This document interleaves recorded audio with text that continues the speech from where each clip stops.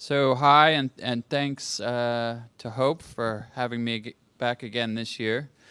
Today I'm going to talk about obfuscation and also debut some new software, which I'm hoping will generate a bit of conversation.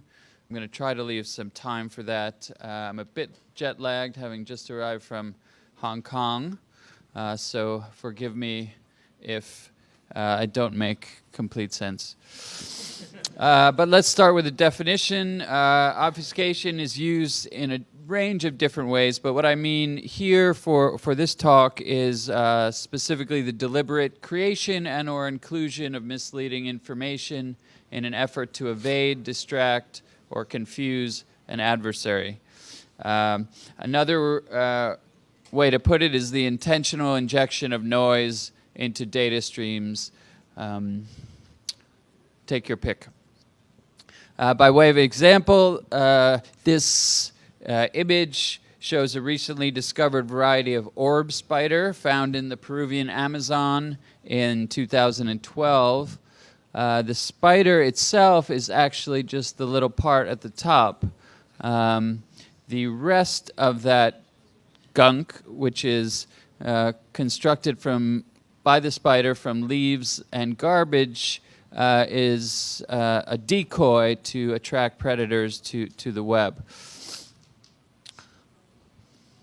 This image, which is a bit hard to see, shows a bomber releasing radar, what's called radar chaff, to confuse radar systems so that they see many bombers instead of just one. This was a technique used extensively in World War II, where strips of paper backed with aluminum foil were dropped from planes in large quantities as they flew over enemy positions. This is a still from one of my favorite films by Stanley Kubrick in 1960 called Spartacus. And we can watch a short clip here if the AV system cooperates.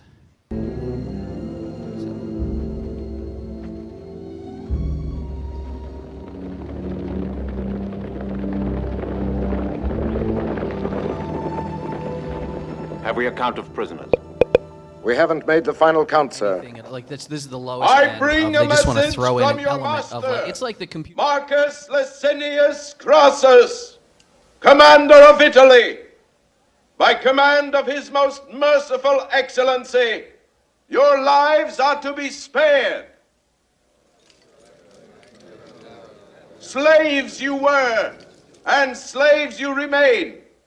But the terrible penalty of crucifixion has been set aside on the single condition that you identify the body or the living person of the slave called Spartacus.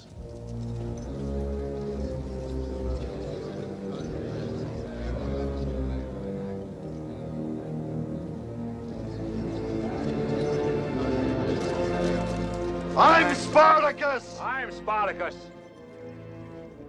I'm Spartacus! I'm Spartacus! I'm Spartacus!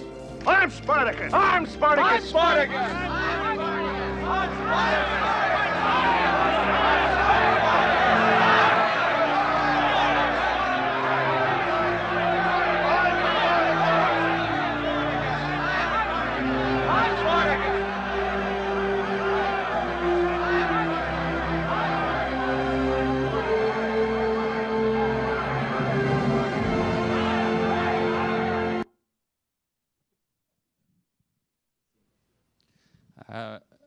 Heart-wrenching stuff.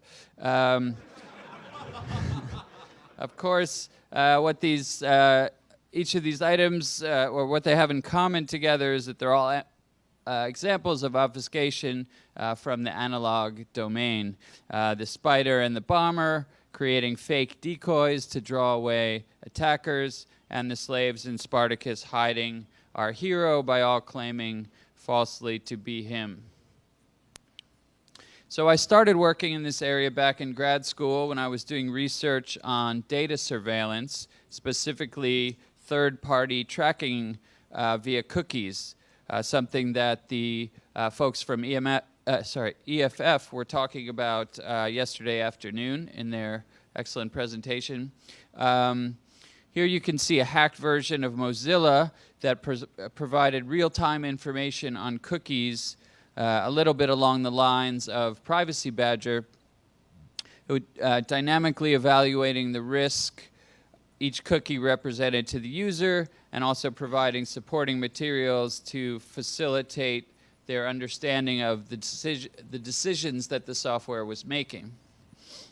And you can see the cookies there on the left with different ratings as to their potential danger. And in this paper with Batya Friedman and Ed Felton, we specifically looked at the notion of informed consent in regards to data surveillance and what this could or should mean when interacting with, vast corporate entities like Google or Yahoo. And soon after this, I started to think about and work on web search because, well, of course, free access to information is crucial to the functioning of any democracy. And it was here that I first stumbled on to the strategy, and this was with my longtime collaborator, Helen Nissenbaum, strategy of obfuscation to counter data surveillance. And in 2006, we released Track Me Not to much critical disdain at the time, but which was, as best we can tell, the first instance of obfuscation in the online space for preserving privacy. And the idea behind Track Me Not was very simple, and this was maybe one of the reasons why it became quite popular for a while. It simply noticed when a user was searching on a search engine like Google or Yahoo or whatever, and then surrounded their real query with a set of fake but believable queries issued in the background and invisible to the user. Now, making queries believable to a competent adversary with significant resources is a non-trivial research problem, which I won't go into much today, but for those interested, there are a number of good papers that have come out since on this. This is one of them. I'll also leave some references at the end of this talk if anyone wants additional information. But if we can assume a good implementation, the strategy allows, these are some of the queries that Track Me Not generated over a period of time. Assuming a good implementation, the strategy allows users to search and to receive the correct results without disclosing their true interests, which may be sensitive for any number of reasons, medical or otherwise. And it pollutes the data profile stored by the search engine. But perhaps more importantly, it is expressive. It gives users a voice in their interactions with these vast corporate entities, specifically writing their dissent, all over the server logs of the company. And this is a sort of key point in understanding where obfuscation can be a useful strategy, specifically in contexts that involve information asymmetries, a term referring to the often lopsided power dynamics between those gathering data and the users who are providing it. Okay. In the case of search engines, for example, entities like Google have massive resources and users have little say in whether they're monitored, what happens to the data collected, and what might happen to them later because of that collection. In fact, many users are not even aware that such surveillance is occurring. Even when they are, they have no idea what the data will be used for, nor when or with whom it might be shared. As such, the potential consequences of the surveillance appear vanishingly small at the decision time when they choose to search, while the true cost only reveals itself over a much longer period, well after the moment of decision has passed. And this lack of ability to assess risk is critical because without such an understanding of consequences, it is impossible to give any kind of meaningful informed consent. So in these cases, when users have few resources at their disposal, and when other solutions like regulation seem unlikely, at least in the short term, obfuscation can be a useful tool. And it has a number of strengths. As I mentioned, it's expressive. It gives voice to people who are otherwise powerless. It is often communal in that by polluting one's own data profile, we also lower the value of the aggregate data and thus the attractiveness of the business model itself. It's relatively low in resource intensity. A simple prototype of TrackMeNot was written in a day or so. And it's intuitive for users. Unlike something like public key encryption, for example, users are often able to grasp the strategy immediately and to understand what the software is doing, or at least what it claims to be doing. And so it can counter some of the asymmetries that I'm mentioning. We can even think of it as what anarchist political scholar James C. Scott calls a weapon of the weak. He used this term to explain how peasants in Malaysia resisted authority when they had very few resources and could not mount any kind of real rebellion. Of course, obfuscation also has its weaknesses, as critics have pointed out, which makes it less suitable and even perhaps unethical in certain situations. It often requires additional resources. Generated noise may be filtered by an adversary. It has the potential to escalate into an arms race. It's often difficult to measure the success of the strategy because we have no access to the adversary and their techniques. And there may be important ethical considerations. Is the obfuscator free riding by obtaining services without paying the cost, wasting valuable resources, violating agreements, whether implicit or explicit, or possibly even providing cover for criminals or terrorists? So when evaluating such projects, we can ask whether they work, but also whether they're justified, and we ethically justified, and we devote a large section of the original TrackMeNot paper to this latter question, but we can answer it only by considering specific cases. And happily, in the years, 10 years now that since we released TrackMeNot, there have been many, many projects leveraging obfuscation that we can look at, spanning contexts from social media to email to location tracking to anonymity and more. Private information retrieval and obfuscation-based search have developed into active research areas in CS, with papers evaluating the relative success of TrackMeNot and other solutions, as well as suggesting improvements and metrics for analysis and comparing implementations. Cache Cloak by Meyerowitz and Chiduri is a nice example where obfuscation is used to protect location data from mobile providers. And the way this works is, instead of sending only the request for data on a user's current path, Cache Cloak sends requests for a number of different plausible paths, but presents the user only with the result for the actual path. The provider is then left to guess which of the requests was the real one. There have also been a number of projects that I've called artware, which sort of combine the functionality of a tool with elements of politically engaged artworks, a few of which you can see here. Scare Mail by Ben Grosser adds algorithmically generated narratives to the end of each Gmail message that you send. It's a plugin. These narratives contain one or more trigger words monitored by the NSA.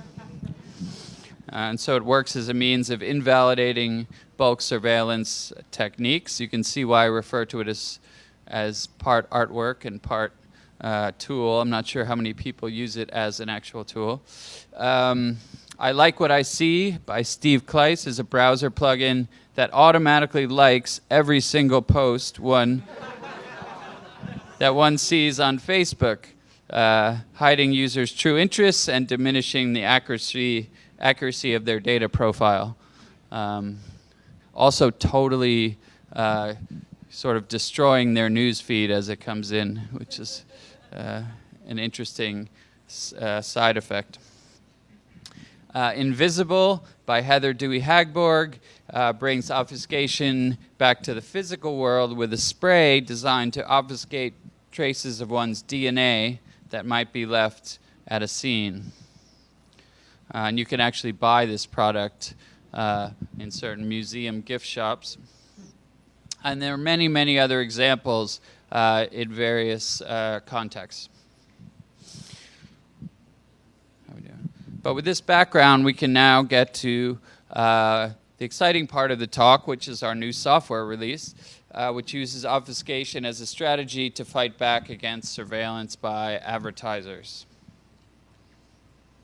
And of course, state surveillance has been getting more than its share of attention in the media, but as Corey mentioned a few hours ago, corporate surveillance is actually equally or more pervasive, and it actually doesn't matter which is happening, as they're all combined eventually. And this happens as we transition to what has been called surveillance capitalism, a new subspecies of capitalism in which profits derive from unilateral surveillance and modification of human behavior. And I would probably add prediction as well to that definition. So when we look at advertising, of course, we see a context with massive information asymmetries. We interact with vast corporations with whom we have little or no say. We have no idea how the data collected might be used at present or in the future after being aggregated, sold, or stolen. And we cannot gauge the long-term risks to which we are exposing ourselves. So at Hope 10, I presented our first prototype of this work called Ad Nauseam, which today we are happy to release in version 2.0. And here is our advertisement for the project. Of course, you should read our terms of service before watching this.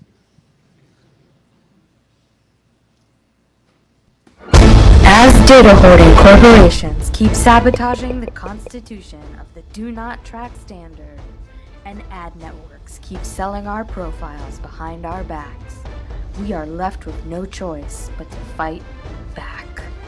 From the studios that brought you TrackMeNot, the browser extension that keeps searching to obfuscate your search queries, comes yet another data obfuscation plugin, Ad Nauseam. Clicking ads so you don't have to. The Ad Nauseam plugin works in concert with your favorite ad blocker. Every ad blocked is then silently clicked by Ad Nauseam, confusing your data trackers by virtually liking all ads. Within your browser, the Ad Nauseam add-on collects and visualizes your clickstream over time, giving you a small glimpse of the data you passively generate. Ad Nauseam works in the background and does not interfere with your browsing. Point your browser at this URL and install Ad Nauseam now. Spread the word and help us code as we work to make Ad Nauseam better and to bring it to more people and more browsers.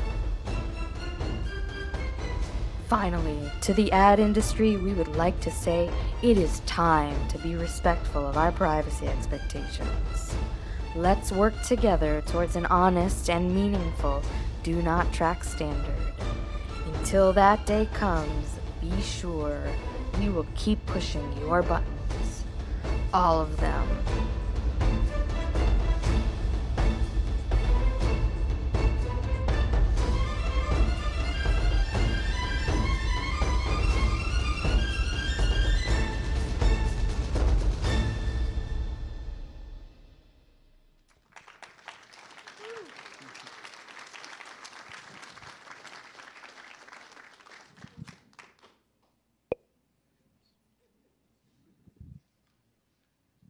Okay, so That video was put together by our awesome designer, Mushan Zeraviv. And as you probably gathered, ad nauseum works quite similarly to an ad blocker. Version 2, in fact, is built on the excellent uBlock origin source code. It was actually a complete rewrite from version 1. So it blocks or hides ads on the pages you visit, then silently and automatically clicks each ad in the background, polluting your data profile and creating mistrust between advertisers and the networks they pay for clicks. It also presents these interactive visualizations of the ads you've been served and probably not actually seen, providing a glimpse as to what we look like to the people who are tracking us. And for version 2.0, we've added a number of new features, most important of which is the support for Chrome and Opera browsers, in addition to Firefox.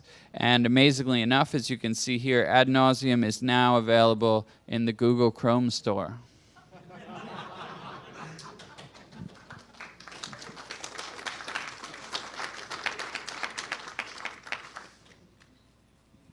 Other features include the ability to block malware and non-visual trackers, right? So these are things that are not visual ads. Options to view or not view ads, to click or not click ads, as well as improvements to our real-time menu display and to the interactive vault. Here you can see a tracking protection test that ad nauseum, the default setup, has passed. But there are still a number of questions for ad nauseum. Some have been written about online in regards to the prototype. The first is safety. How safe is it to use? The answer here is that it is much safer than using nothing at all. But it is less safe than using, say, a high-quality blocker like uBlock. Why is that? Because to get the data that we need for the ads, we need to occasionally allow requests that uBlock would block to be able to show the ad in the visualization, and then also to have enough information to click on it. Its efficiency is quite close. We're doing metrics on this now, but in my own use, we haven't noticed much difference at all in the performance versus uBlock. It's a similar case where it'll be much faster than using nothing at all, as most of the world has to do, and probably slightly slower than using uBlock, as they can block a few extra requests.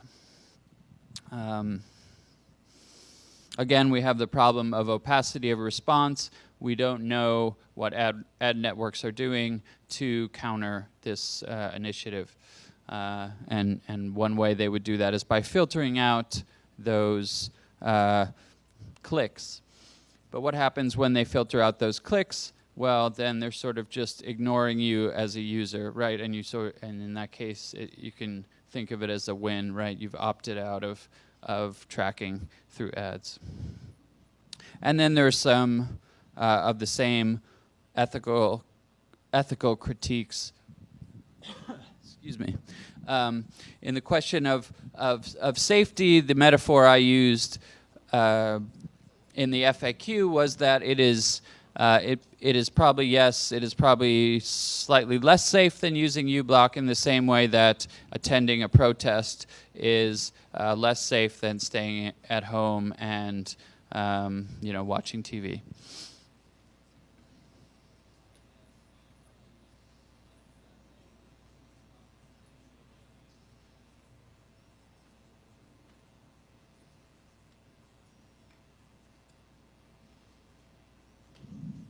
Okay, also there are a bunch of new features in the pipeline that weren't quite ready for 2.0 but should be in the next release. The option Optional compatibility with privacy badgers do not track whitelisting, which I'm quite excited about, so that users can choose to automatically whitelist sites that have posted a do not track commitment, as well as some of the other things you see on this list.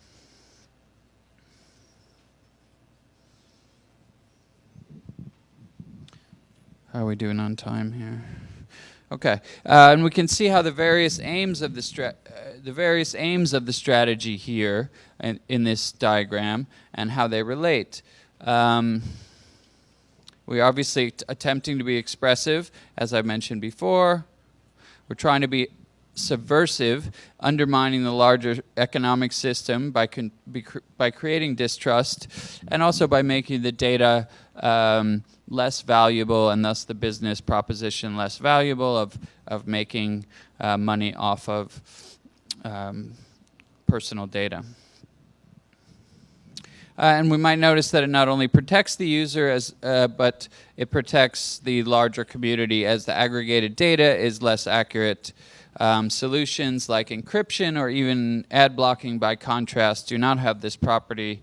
They generally will hide your voice and are primarily for an individual and perhaps their correspondence.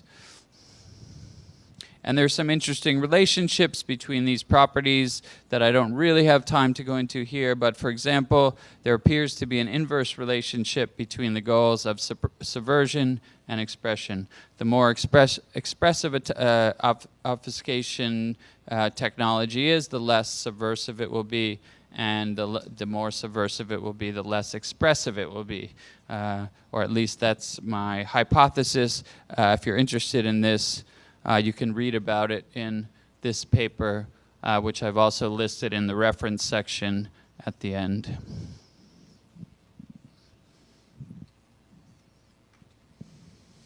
So in any case, I hope you'll try the software for your browser of choice.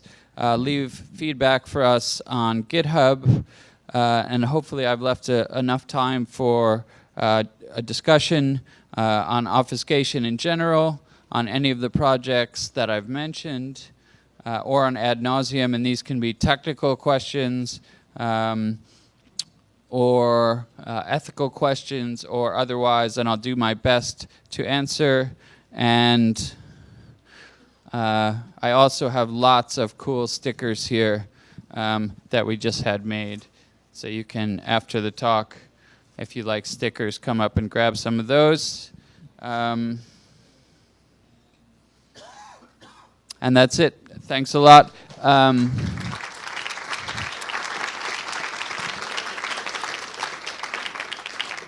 As I said, I'll post this stuff online, including all these references for people who want information. Where? That's a good question. Isn't there a hope place for talks? For the talk slides? All right. Well, it will be on my website. If you can't find it, just drop me an email or tweet, and I will send it your way.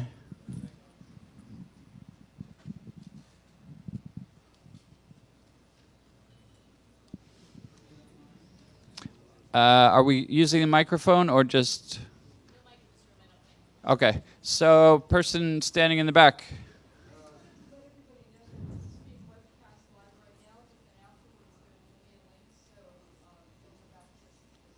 A link to the slides as well? Excellent.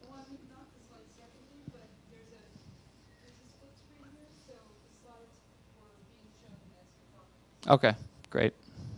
I'm not sure if those are readable, but if not, I'm happy to place them somewhere else. Let's see who here? So in the case of like tracking knowledge, in the fake queries, are you faking the user typing in the auto-completion of search results, or do you just fire off full queries? We've experimented with both approaches. At the moment, we look at the header, the packets that are being sent out on a normal search, and mimic those exactly. right? So, and we do tests to see whether we can differentiate between a track me not request and a Google type request, because obviously that would be an easy way of filtering out. That's a good question. I'll switch sides back and forth. You here? Will your extension, either of them, will they interfere with or be interfered by running other extensions such as Ghostry or Privacy Badger? Yes. So the question was whether you can use these in combination with each, like using Ghostry or AdBlock Plus or whatever in combination with ad nauseum. And the answer is yes, because, I mean, they will still work together, but it will, depending on which order the actions happen, you may block things that we need to capture the ad, right? So then you wouldn't get the ad. You'd still get the blocking, but you wouldn't actually collect the ad. Follow? Is it possible to configure it in such a way on any browser that Ghostry is forced to look at the traffic and run after this or not?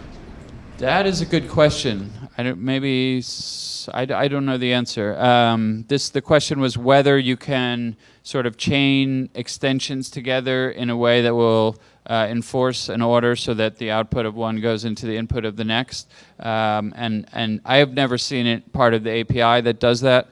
It doesn't mean it doesn't exist, but my guess is that it certainly doesn't exist across all of the browsers, which is what the features that we're focusing on, right? Let's go back to this side. Someone there. Okay, that's the only case we found so far. If you're not logged into YouTube, you get the normal behavior of that you would from an ad blocker. Someone on this side? Oh wait, you asked already, didn't you? Yeah. Okay, let's try and get a couple of them. Go ahead. Hi, so I feel like when you interact with these things on the net, often there are privacy-related concerns due to linkage between your accounts where you are affiliated and these other services. So, and sometimes when you click on something, you actually trigger additional consequences for accounts that you have with network services that you're already using. So how do you ensure that the user who has this installed isn't accidentally, say, spamming their friends with a meet me at blah blah blah, or I like this thing. So the question is, if you were, correct me if I'm wrong, if you were logged into a service like Facebook or something, and you auto-clicked on some ad, that ad wouldn't then trigger, say, spamming all your Facebook friends. For example. Yeah. Okay. So we run the clicks in. The clicks are issued as AJAX requests, and so they run in a sandbox. They're not allowed to run JavaScript, for example. They are not allowed to run any kind of Flash or scripting. In fact, they are not even embedded in a DOM. So then the folks who are detecting these clicks can distinguish an actual click from an ad nauseum click by simply finding out whether any script was executed, right? Yes, that is possible, right? But even and this is the question of filtering. Similarly with Track Me Not, there are machine learning approaches that you can potentially use to filter those things. But so the question is, what does that then do? First of all, the company has recognized the problem, devoted resources to trying to solve it, and at some point, and the business proposition is therefore sort of diminished, right? So at some point, if enough people are using this, the hope is that a company might say, well, isn't it easier to just like pay attention to what our users want? I mean, it's a good point, and it's something we've been talking about. This side. Can you talk a little more about that sandboxing? Like what? if someone's looking at this to exploit it, knowing that someone's running ad nauseum, knowing it's going to click on everything, like what are some of the protections you need to make sure that the user doesn't accidentally click on malware? Well, basically, that's what I just mentioned. Because of the nature of how XML, HTTP requests work, none of that stuff actually runs in the context of a browser. The other way we've experimented doing it is like an invisible tab, right, where you're actually running all that stuff, or running some of it at least, and just invisibly to the user. And that has a lot of the sort of security considerations that you mentioned. Actually, it's not the clicks that are at least from my perspective, the concern. It's the running of the loading of the ad itself, right? Because that's when some tracking can happen, and like something like there was the recent case of ransomware injected through advertising, right? So it's more the ad loading than the ad clicking that is problematic. But is the ad actually rendered or loaded before it's clicked? Like you said, you mentioned the sandbox environment, but you see what I'm saying? Is there a GET request to the actual ad itself? yes. So the ad is like ad blockers do in some situations. In any case, the ad is like for all text ads, for example. They're loaded and then hidden.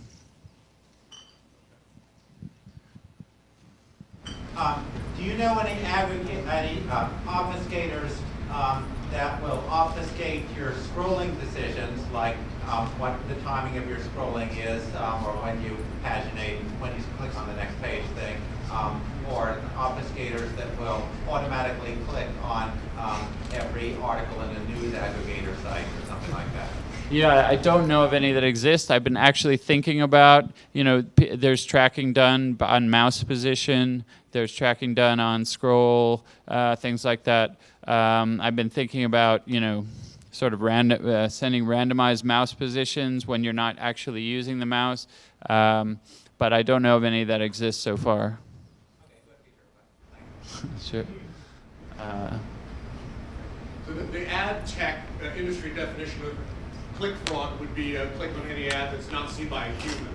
So in the contracts that govern who buys and sells ads, these ads are ads that shouldn't be paid for if they're clicked on. That's just an aside as far as the conversation about click fraud goes. But my question is, given so much is moving to mobile right now, are you aware of any tools or efforts that are helping people who are using mobile apps reduce clicking and, sorry, not reduce clicking, but reduce tracking and trying to undertake the same type of efforts that you're taking on the desktop web? There's this great piece of software.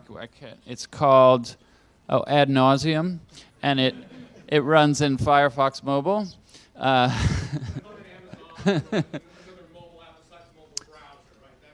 Right. People are spending more and more time, and I wonder if there's anything we can do. Yeah, I mean that's sort of the next frontier, right?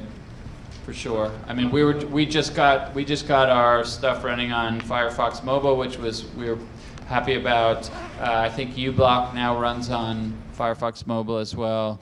But yeah, outside the browser is another the next battleground. To just comment on your click fraud question, that may be the ad tech's definition of click fraud, but it is not the legal definition of click fraud, which involves intent and personal gain, depending on, I'm not a lawyer, but depending on jurisdictions and whatever. So yes, I think that there will be questions about between advertisers and ad networks about should we be paying for this? Of course not. No one saw it, and that's exactly the kind of distrust we want to inject into what has been a very friendly, lucrative business relationship to this point, with the users being the losers in that proposition.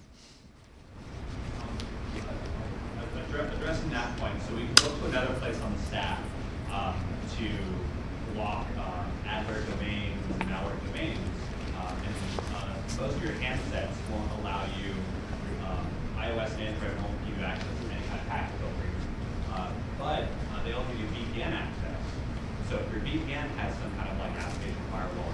in. So the one that I use, private internet access, PIA, even on the handset VPN, it will allow you to turn off malware domains and accurate domains. It's not perfect. Right. It's not super transparent either. I don't know what they're blocking. Yeah, I was going to say, it depends on how well you trust your VPN provider, of course. But yeah, that's another solution. There have also been sort of, the microcomputer, like Raspberry Pi setups where everything goes, all your traffic goes through that, and then that's running a proxy that filters out. So there are solutions like that. Right. I wanted to know about the scope of your intent for the obfuscation. It seems like you want an operator there using the web browser and you'll obfuscate their interactions there. But we all have seen user pattern analysis, so there still needs to be an operator there. What are your recommendations for obfuscating a user over a full 24-hour period? Is there a good way to script this tool so that I could leave my computer open, simply have the computer fake search or surf the net and use this obfuscator to cover up my tracks in a bigger pattern? Yeah, I don't know of anything that exists like that so far. There are softwares to generate random identities, but not ones I know of that actively go out and do stuff. I've been thinking about that as a possible, combining some of these tools into like an agent, right? Your obfuscatory agent that you say, okay, go, confuse the web about what I'm actually doing. That would be kind of cool. I think this person had their hand up first. This is just on the user pattern analysis thing. If you were trying to fully obfuscate the user pattern analysis, wouldn't you have to be doing the maximum possible amount of usage at all times? So if you ever wanted to watch YouTube videos, whatever frequent, like you would have to be watching YouTube videos, at least some portion of the time with the obfuscation to be saying, be obfuscating when you are not using that or other video streaming services. And could this have bandwidth problems for most users? Well, this is the resource use question that I brought up, but I'm not sure that what you said actually follows, right? If you wanted to obfuscate your video interest, right, all you'd have to do is wait until you were about to watch a YouTube video and then start like 4 YouTube videos at the same time, right? Or make requests for that.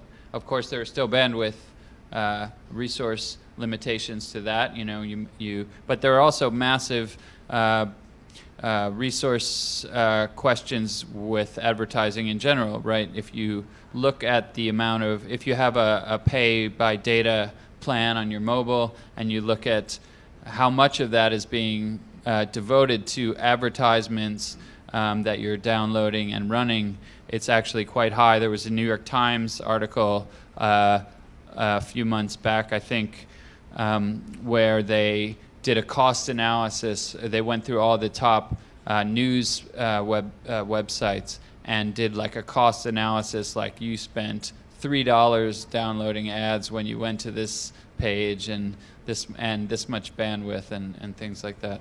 So, and that's actually one of the things we want to build into the ad vault, which is what the price in bandwidth and in actual money for each of these ads or the aggregate collection of ads would be, to give a more tangible sort of metric for that. Oh wait, sorry, this person had their hand up.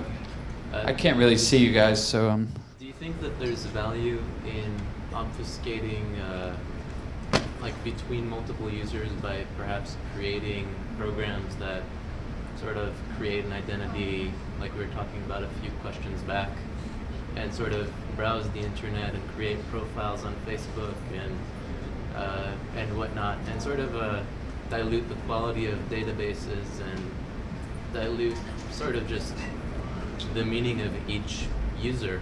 I mean, just kind of Yeah, so there's an interesting analog case that happened, or it may still happen, where you have these loyalty cards that you take to your pharmacy or your supermarket to get discounts, and of course they track everything you buy over time. So there are these clubs where people would swap loyalty cards with their friends, right?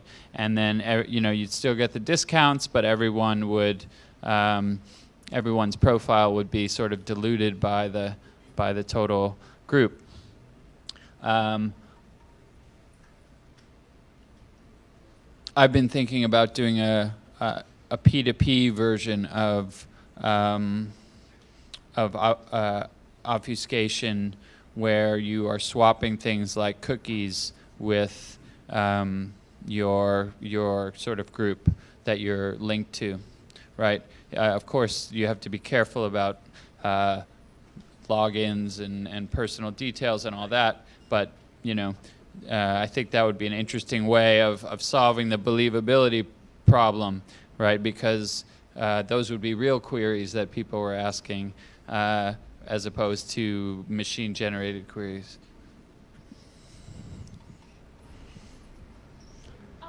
I'm still not totally understanding why someone would pick ad nauseum instead of uBlock or like another ad blocker.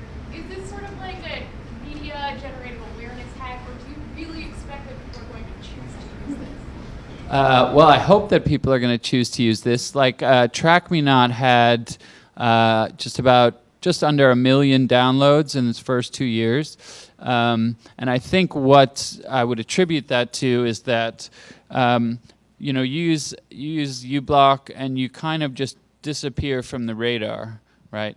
You're not getting ads, you're not showing up in databases. uBlock, first of all, is a great tool. It's really well built, and the guys are doing a great job. The people who are doing a great job working on that. But sometimes you actually want to express a more active role in sort of protesting a system that you believe is corrupt, right? And in this way, TrackMeNot or ad nauseum, the companies are going to know that you are annoyed at them, and it's going to potentially have monetary costs to them, right? Not just like a lost revenue from some missing data, but like actual problems they have to deal with. So it's the same analogy of like safety versus wanting to make a stronger protest. Does that answer the question? Follow up if you. Well, one would think that most websites can see when you're using an ad blocker, so one would think that would be a form of protesting itself. Right. I think it is a light, especially now when ad blocker adoption is getting so high, right? I think it's a lighter form of protest, right? You're not directly sort of subverting their economic model and causing this tension between advertisers and ad networks, but you are making a statement as well, I think. It's a good point. Does this on some websites stop the full page pop-ups that occur on some news websites when you're using an ad blocker that come from the website saying, we notice you're using an ad blocker, we're not going to let you load our page? Right, like the wonderful people at Wired or Wall Street Journal or whatever know you get the same. But there are, so of course this all works by lists, right? And there are these publicly maintained sort of crowdsourced lists about different elements that can be blocked, and there are lists that block those things. So if you go into the subscription manager and check like block anti-ad blockers, then they'll disappear. Yeah, I also have things to block out, but like it doesn't fool those at all. Really? Like, I mean, your application does not fool those. Ad nauseum won't prevent those from coming up simply by not noting, simply by not allowing the website to note that you're using an ad blocker, they can still detect that? In that case, I mean, it's similar to uBlock where you have to. You are right. So he's still blocking those Yeah. elements. Because you're blocking all the trackers and potential malware that are, most of what is downloaded onto a site is not advertising. It's sort of trackers and beacons and things like that. So you still show up as a blocker. Does it block also affiliate links? Say, for instance, you want to purchase an item and give a donation to an affiliate? So the question was whether it blocks affiliate links, like whether you want to purchase a book related to some article or whatever, and this is all managed through the list subscription process, right? So there's a default list which is pretty conservative about what it blocks, like it allows Twitter, it allows Facebook links. Then you can check off other kinds of lists that you want to add in the interface, which would block things like that. So it's really up to the user. And an important thing, well, there's two important things, I think. One is that you can, of course, whitelist any site, any page or any site that you want to support, which I think is important. And then the new feature, which is in the works now, which is to support the EFF's do not track standard. Any last, maybe we have time for one more question.